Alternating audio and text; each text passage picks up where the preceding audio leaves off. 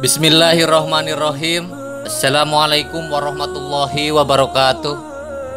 Sahabat yang beriman, iblis adalah musuh abadi manusia. Sampai kiamat dia akan menggoda dan menyesatkan Bani Adam. Banyaknya jumlah manusia tidak menyulitkan mereka, karena mereka juga berkembang biak. Bagaimana iblis itu beranak pinak? Lalu di manakah pasukan mereka yang begitu banyak itu tinggal? Ada dua pendapat di kalangan ulama mengenai makhluk Allah yang satu ini. Kelompok pertama mengelompokkan iblis sebagai bagian dari malaikat. Ulama yang berpendapat seperti itu adalah Ibnu Mas'ud, Ibnu Abbas, Sayyid bin Musayyib. Mereka mengatakan bahwa iblis itu adalah pemimpin para malaikat yang ada di langit dunia, atau langit yang paling bawah dari 7 lapisan langit.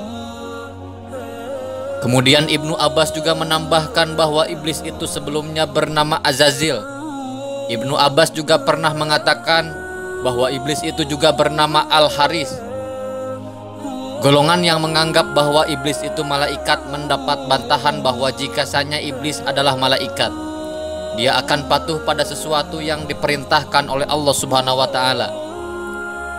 Malaikat salah satu sifatnya adalah taat pada perintah Allah Subhanahu wa Ta'ala. Hal ini sesuai firman-Nya. Mereka tidak mendurhakai Allah Subhanahu wa Ta'ala terhadap apa yang diperintahkannya kepada mereka, dan selalu mengerjakan apa yang diperintahkan. Quran Surat At-Tahrim ayat 6. Golongan kedua berpendapat bahwa iblis adalah golongan dari jin. Hal ini dikuatkan dengan berbagai dalil. Salah satunya firman Allah Subhanahu wa Ta'ala dalam Al-Quran. Allah Subhanahu wa Ta'ala berfirman, "Dan ingatlah ketika kami beriman kepada para malaikat, sujudlah kamu kepada Adam, maka sujudlah mereka kecuali iblis. Dia adalah dari golongan jin, maka ia mendurhakai perintah Robnya." Quran Surat Al-Kahfi ayat 50. Bukan hanya manusia yang berkembang biak, iblis pun sama. Allah Subhanahu wa Ta'ala telah menggambarkan kepada kita bahwa iblis memiliki keturunan. Patutkah kamu mengambil dia dan turunan-turunannya sebagai pemimpin selain daripadaku, sedang mereka adalah musuhmu? Quran Surat Al-Kahfi ayat 50. Terkait perkembangan iblis, ternyata mereka juga butuh asupan makanan dan minuman. Hal ini sesuai dengan perkataan Al-Hasan. Beliau berkata, mereka makan dan minum, sedangkan malaikat tidak berkembang biak, tidak makan dan tidak minum. Hal ini membuktikan bahwa iblis merupakan golongan jin, bukan golongan malaikat. Pembuktian mereka makan dan minum dijelaskan dalam kitab Sab'ah Al-Kutubah Al-Mufidah. Jin mereka makan dan minum, menikah dan melahirkan. Perkembangan jin dan manusia jika dibandingkan adalah 9:1. Hal ini sesuai dengan perkataan Abdullah Umar. Sesungguhnya Allah membagi manusia dan jin itu ke dalam 10 bagian.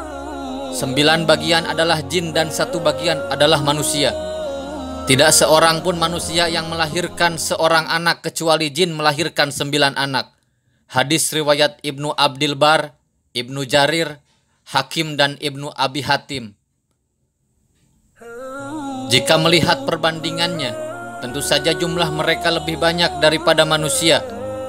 Dalam penjelasan lain dijelaskan bahwa jin, khususnya iblis, berkembang biak dengan cara yang lain. Iblis menghasilkan keturunannya dengan cara bertelur. Hal ini sesuai perkataan Ibnu Abbas. Ketika iblis diturunkan di bumi, dia menikah dengan dirinya sendiri dan membuahkan 4 telur yang terpisah di setiap sudut bumi, diberi 1 telur. Jadi semua setan yang ada di penjuru bumi ini adalah dari telur-telur tersebut. Penjelasan terperinci mengenai cara iblis bertelur terdapat dalam kitab tafsir Imam Al-Qurtubi. Sesungguhnya iblis memasukkan parjinya ke parji dirinya sendiri, kemudian mengeluarkan 5 telur. Ini adalah asal keturunan iblis. Dikatakan bahwa sesungguhnya Allah Ta'ala menciptakan jakar pada paha kanan iblis dan parji pada paha kirinya. Dan iblis menikahkan paha kanan dengan paha kiri. Maka keluarlah setiap hari 10 telur, dari setiap telur keluar 70 setan lelaki dan setan perempuan. Untuk menampung keturunannya, iblis memilih lautan sebagai lokasi untuk istananya. Mereka memilih lautan sebagai tempat istana karena lautan adalah daerah yang sangat luas. Pembuktian laut sebagai tempat istana iblis terdapat dalam kitab Bidayah An-Nihayah karya Ibnu Katsir. Beliau menjelaskan bahwa iblis mempunyai banyak tentara dan memilih lautan sebagai istana. Singgasana iblis ada di lautan telah Nabi abadikan dalam hadisnya. Rasulullah Shallallahu Alaihi Wasallam bersabda, "Apa yang kamu lihat? Saya melihat singgasana di atas lautan yang dikelilingi oleh beberapa ular." Jawab Ibnu Sayyad, "Dia telah melihat singgasana iblis," sabda Rasulullah Shallallahu Alaihi Wasallam. Hadis riwayat Ahmad. Sahabat beriman, itulah penjelasan mengenai perkembangbiakan iblis. Iblis juga makan dan minum, bahkan melahirkan. Disebutkan juga bahwa iblis bertelur. Jumlah kelahiran iblis dan manusia memiliki perbandingan 9:1.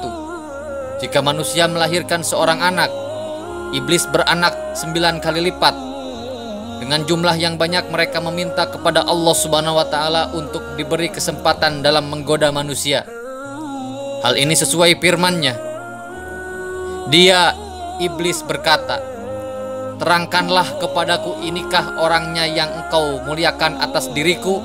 Sesungguhnya jika engkau memberi tangguh kepadaku sampai hari kiamat, niscaya benar-benar akan aku sesatkan keturunannya, kecuali sebagian kecil." Tuhan berfirman, "Pergilah, barang siapa di antara mereka yang mengikuti kamu, maka sesungguhnya neraka jahanam adalah balasanmu semua sebagai suatu pembalasan yang cukup." Quran Surat Al-Isra ayat 62-63. Wallahu alam bisawab. Semoga bermanfaat. Wassalamualaikum warahmatullahi wabarakatuh.